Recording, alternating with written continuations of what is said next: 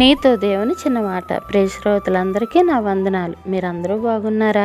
మీరందరూ బాగుండాలని, వాక్యం ద్వారా స్థిరపరచబడాలని ప్రార్థిస్తున్నాను.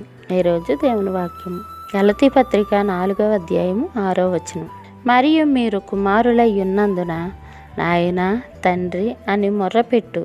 తన కుమారుని ఆత్మను దేవుడు మన హృదయములలోనికి పంపెను.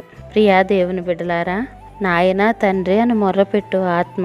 పరిశుద్ధాత్మ చేసే పనుల్లో ఒకటి దేవుని బిడ్డలో కుమారత్వపు అనుభూతిని కలిగించి వారిలో దేవుణ్ణి తండ్రిగా అర్థం చేసుకునే ప్రేమను కలిగించడం. అబ్బా అనే పదం అరామీ భాషలోనిది. ఓ తండ్రి అని దాని అర్థం.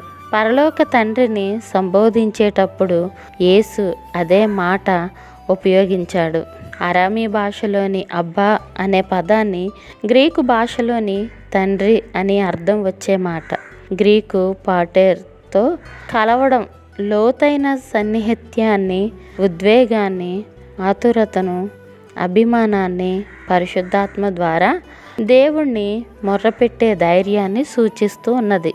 ఆత్మ పని జరిగేటప్పుడు మనకు కనబడే అలాంటి 2 సూచనలు ఏవంటే, అసంకల్పితంగా మనం దేవునికి తండ్రి అని మొర్రపెట్టడం, ఎలాంటి సంకోచం లేకుండా యేసును ప్రభువుగా స్వీకరించి విధేయత చూపడం.